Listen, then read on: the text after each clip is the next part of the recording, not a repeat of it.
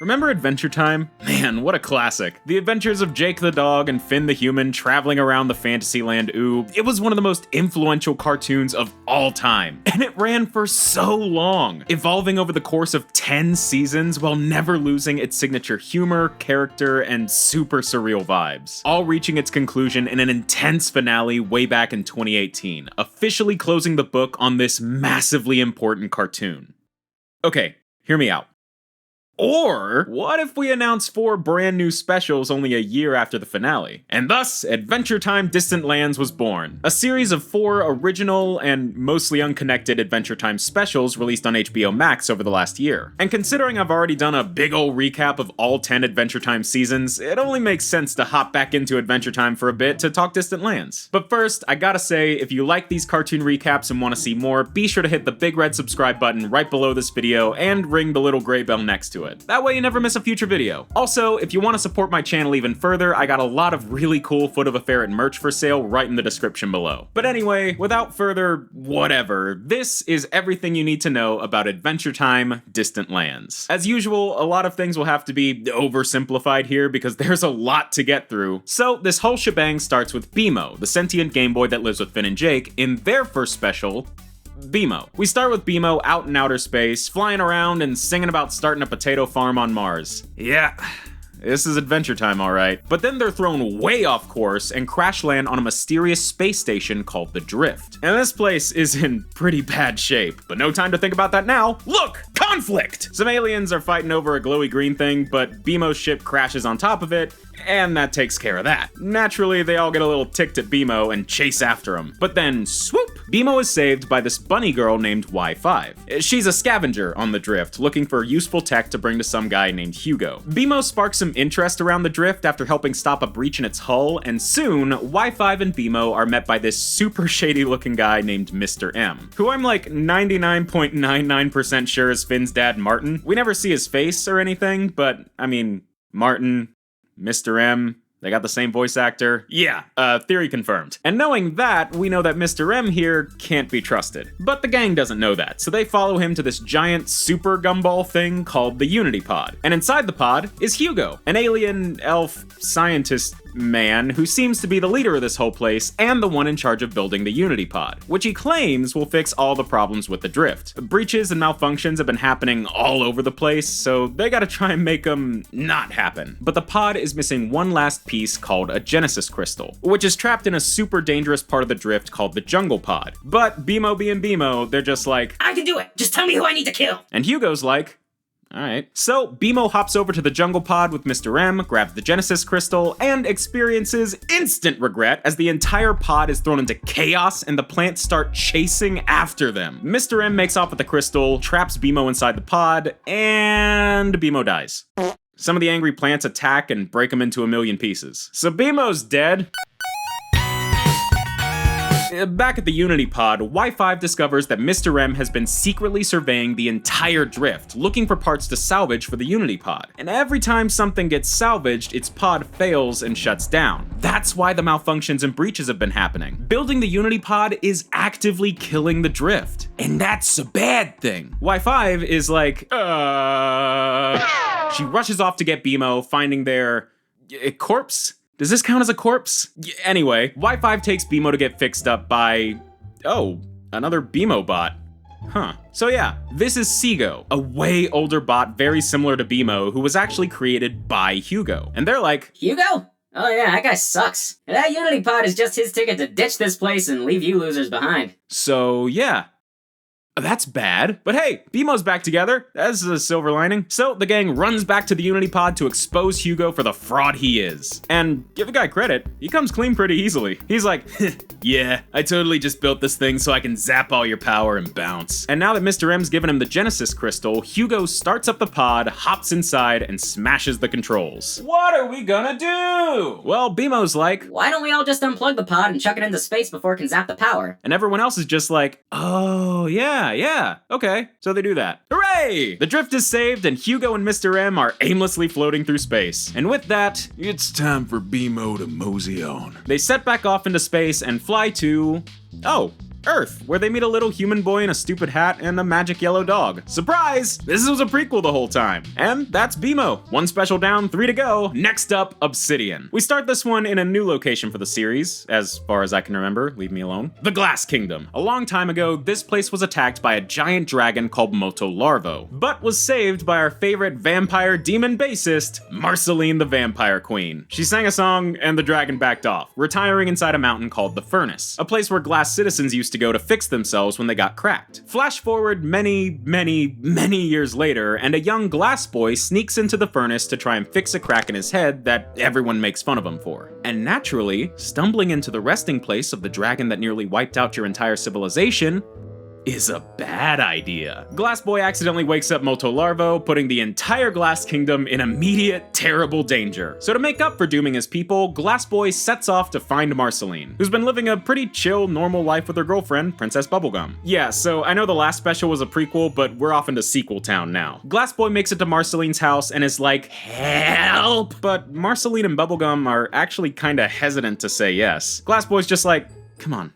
Seriously? So it's off to the Glass Kingdom. Cut to the furnace where Marcy reprises her old song, and it's a diss track at Bubblegum. Yeah, so the song Marceline played all those years ago came from an argument between her and Bubblegum, and that became the day they first broke up way back when. So this is more than a little awkward. And worst of all, it don't work! So, out of nowhere, Bubblegum calls in a surprise giant bird, who drops a fancy force field machine down that manages to keep Moto Larvo inside the furnace for now. Basically, Bubblegum had a secret plan B this whole time in case Marceline failed, which is also more than a little awkward and leads to another argument. Bubblegum's plans fall through, and Moto Larvo is now loose in the city. Things are going really well. Glass Boy lures the dragon into the furnace, Marcy and Pibby chase after him, and a malfunction with the force field caused by these 3 characters who are lame, so I don't want to talk about them, all leads to Glass Boy, Marceline, and Bubblegum getting trapped inside the furnace. The dragon is stuck under some rubble for now, so with what little time they have left, Marceline and Bubblegum make up, and Marcy sings a really sweet love song. A song that causes Moto Larvo to get all introspective. Apparently, they used to be this cute little fish thing that went into hiding after being attacked and nearly killed. They covered up their scar with a shell and over the years grew old and angry. But after hearing Marceline's song, they remove the shell, the scar starts glowing, and then they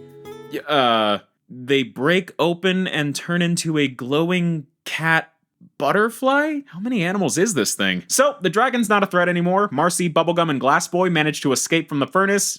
And that's basically it. Next special, Wizard City. Okay, so for this one, we gotta start with the character I kinda glossed over in my first recap, Peppermint Butler. Long-running character in the show, Princess Bubblegum's butler, also an avid user of dark magic. Near the end of the original series, he came into contact with Dum Dum Juice, the stuff made by Bubblegum's evil uncle Gumball that turns anyone it touches into a harmless, stupid candy person. So when Peppermint Butler got doused with it, he reverted back to a stupid little baby mint. Now, many years later, baby Peppermint Boy is trying to attend a magic school in Wizard City to learn to become a powerful dark wizard again. The only problem is, in Wizard City, dark magic is illegal. And funnily enough, a Peppermint Butler is also illegal in Wizard City. Yeah, apparently this dude is an infamous and feared dark wizard here, banned from ever returning. So yeah, that's not gonna make life easier for our little Peppermint Boy. And he's already not having the best time. He donked up his audition for magic school, only barely got accepted. He's getting bullied by these cool kids, and he got shoved into the loser house with this girl named Kadebra. Kadebra's really not interested in real magic. She prefers stage magic. Sleight of hand, the fake junk. She's also the niece of classic Adventure Time character Abracadaniel, so that's kinda neat. But you know what's not neat?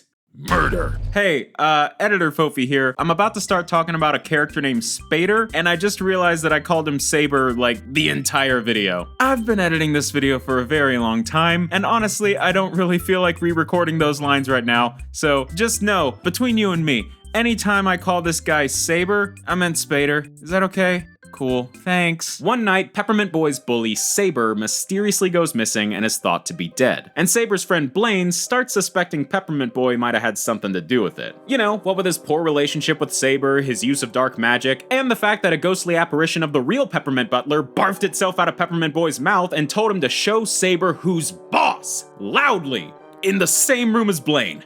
Yeah, Yeah, it's gonna raise suspicion. So Blaine starts snooping around Peppermint Boy's stuff, discovers his identity through a photo album of all things. Really think he would have left that one at home, and of course, calls the cops on him. So our hero is now being arrested as the main suspect of a murder. That's always a good thing. But Peppermint Boy manages to escape the cops and runs off into hiding. Now, here's where things get weird fast. And simplifying it for this recap is only gonna make it more weird, but just stick with me here. Peppermint Boy is found by Kadabra and one of their teachers, who's like, Peppermint Boy, I'm so glad you're safe. Here, follow me into this dark tomb and check out this wicked throne with a skeleton on it.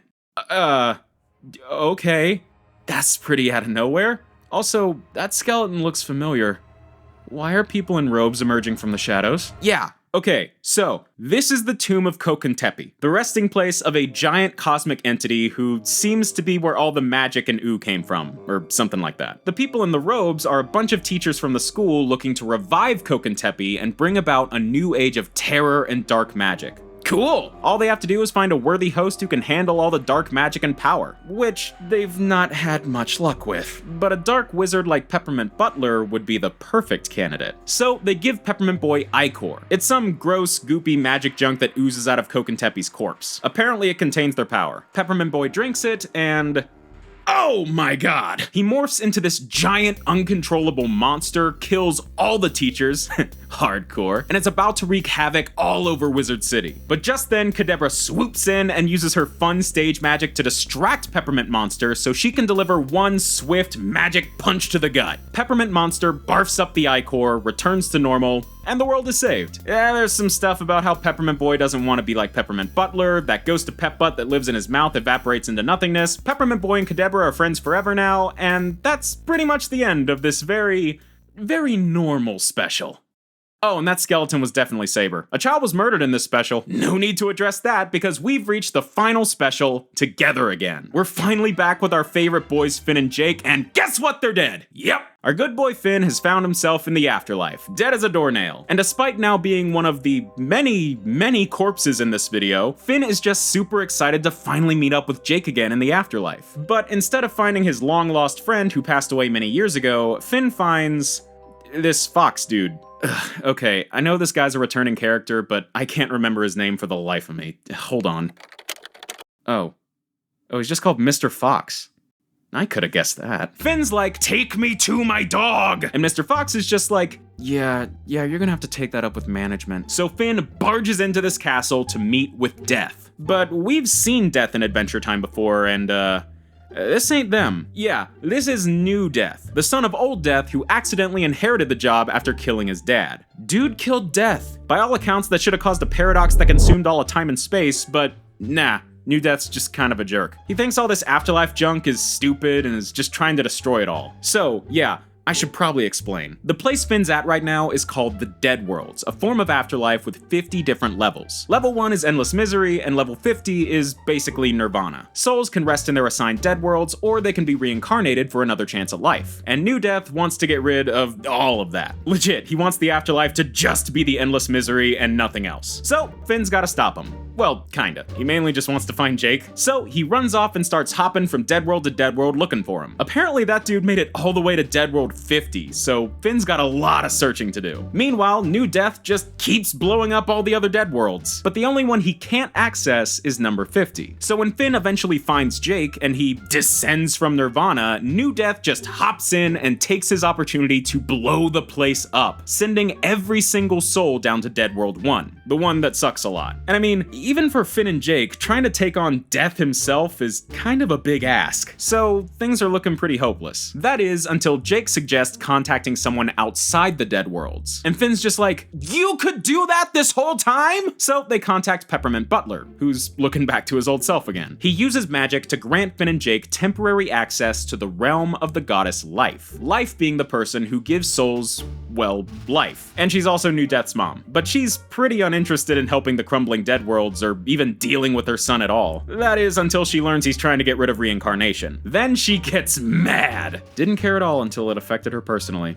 Unbelievable. So, Life gives Finn and Jake a magic stick called the Kiss of Life, claiming it has the power to conquer death. Like, literally. This stick will kill her son. But, Remember how I said New Death accidentally inherited the responsibilities of Old Death after he killed him? Yeah, whoever takes out New Death is gonna have to become New Death. So that's gonna be a problem. But things only get worse when we discover that New Death this entire time has been puppeted by...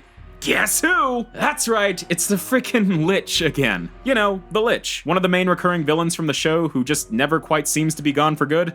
Yeah, him. Even in death, Finn and Jake cannot escape this guy. So now it's a final face-off between Finn and Jake and the Death Lich. Holy crap, that's a cool name. But Finn and Jake know that whichever one of them takes him out has to become the new Death. And they start fighting each other over who's gonna sacrifice themselves. But then Mr. Fox randomly walks in, sees them arguing over the kiss of life, and just yoinks it from them. The Death Lich attacks, Mr. Fox uses the stick, bada bing, bada boom, Mr. Fox is the new Death. And just for good measure, Jake flings what's left of the Lich out into the never-ending void. So, things in the dead world can go back to normal now, and all that's left is for Finn and Jake to settle down into their dead worlds. But Finn decides he'd rather take another shot at life. He spent so much time just waiting to be with Jake again, so he wants to be reincarnated and live a new life. One where he can be more in the moment instead of just waiting to die, I guess. But Jake's like, I'm just gonna come with you. They hop back into the world of the living, ready to be reincarnated, and with that, we reach the end of Finn and Jake's story.